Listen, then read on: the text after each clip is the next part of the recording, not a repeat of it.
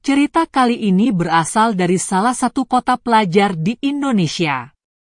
Yuk, langsung kita mulai ceritanya. Selamat mendengarkan. Panggil saja aku Anis. Kisah yang aku bagikan terjadi pada tahun 2017 yang lalu. Saat itu aku masih kuliah di semester akhir di salah satu universitas. Singkatnya, aku merasa tak sabar ingin segera lulus dan bekerja lalu menikah dengan cowokku saat itu. Sebut saja dia Cipto, cowok yang sudah jadi pacarku selama 3 tahun lebih. Selama ini aku mengenalnya sebagai pacar yang baik, alim dan tidak pernah berbuat yang aneh-aneh, setidaknya kepadaku. Meski kami cukup sering berada pada situasi yang menggoda, kami tidak pernah berbuat macam-macam. Paling jauh kami cuma gandengan tangan saja. Ya, tidak lebih. Pernah juga aku tergoda untuk berbuat lebih, meski sekedar ingin dicium. Dia menolaknya dengan alasan belum saatnya kita berbuat sejauh itu. Meski saat itu aku kesal, tapi aku juga senang dan bangga dengan apa yang dia lakukan. Singkat cerita, jarang ada masalah di antara kami. Bahkan aku sudah memperkenalkannya pada keluargaku.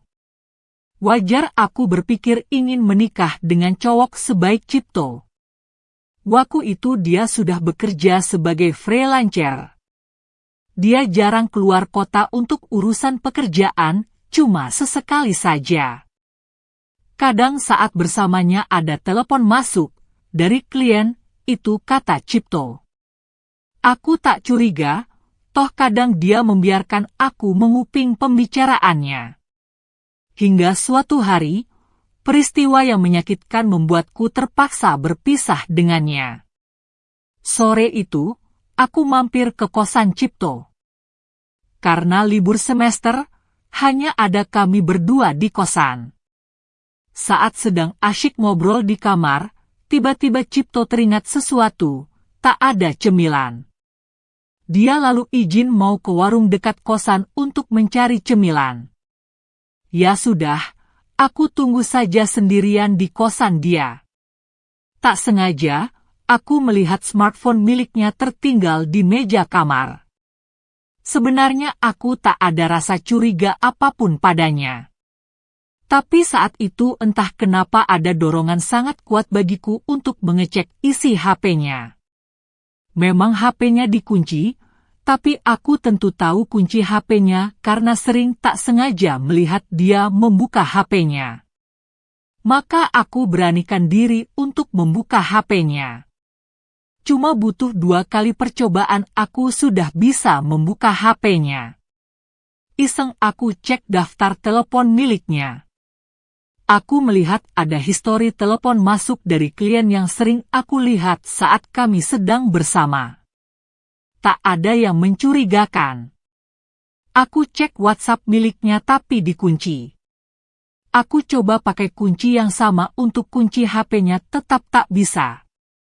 Di situ aku sudah mulai merasa tak enak. Kemudian aku coba buka galeri HP-nya, sama saja, dia kunci. Tentu aku makin curiga apa yang sebenarnya ada di sana. Jalan terakhir aku buka file manager, dan ternyata tifak dia kunci. Lalu aku menuju folder galeri dari situ. Seketika badanku bergetar hebat, kaki terasa lemas, hati remuk redam, perih sekaligus rasa mual muncul dalam perutku. Tak pernah kudangka, cowok tercinta yang sudah 3 tahun lebih menjalin asmara denganku, ternyata selingkuh. Cowok yang tidak pernah berbuat mesum padaku, ternyata berbuat mesum dengan orang lain. Bukannya narsis, tapi secara fisik aku termasuk cewek cantik dan menarik. Bahkan sempat beberapa cowok teman kuliah pernah mendekatiku, tapi mereka menjauh setelah tahu aku punya cowok. Singkatnya, bagi cowok aku termasuk menarik di mata mereka. Tapi si Cipto, cowok yang jadi pacarku selama ini, yang pernah aku goda untuk menciumku dan tak mau, ternyata berbuat mesum dengan seorang om-om. Banyak dokumentasi foto serta video yang aku lihat di situ, sampai rasanya jijik dan mual melihatnya. Aku sudah memastikan itu memang dia. Atau kalaupun bukan dia dan cuma orang yang mirip, kenapa Cipto menyimpan sangat banyak foto dan video pemuda dan om-om sedang berbuat mesum? Dengan tangan bergetar hebat, aku taruh kembali HP itu ke meja. Dengan menahan tangis aku berjalan keluar kos sambil memesan ojek online. Untungnya langsung ada yang nyantol. Tak sampai 5 menit aku sudah berangkat pulang ke rumah. Malam itu, Cipto beberapa kali meneleponku dan mengirim pesan padaku. Karena pikiranku masih kacau, aku hanya beralasan ada panggilan mendadak untuk pulang ke rumah dan aku sibuk menyelesaikan urusan keluarga dulu. Butuh waktu 3 hari untukku mengirim pesan pada Cipto bahwa aku memutuskan berpisah dengannya. Aku hanya menulis padanya, aku melihat galeri HPMU. Aku melihat banyak foto dan video dirimu berbuat mesum dengan seorang om-om di sana. Sejak saat itu Cipto sama sekali tidak pernah menghubungiku lagi.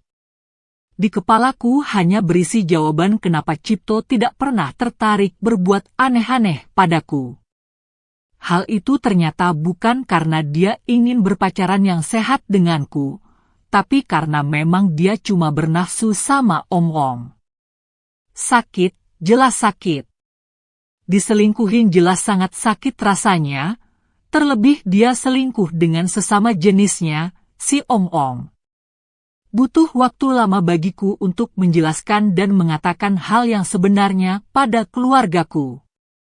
Butuh waktu tak sebentar bagiku untuk bangkit melanjutkan hidup.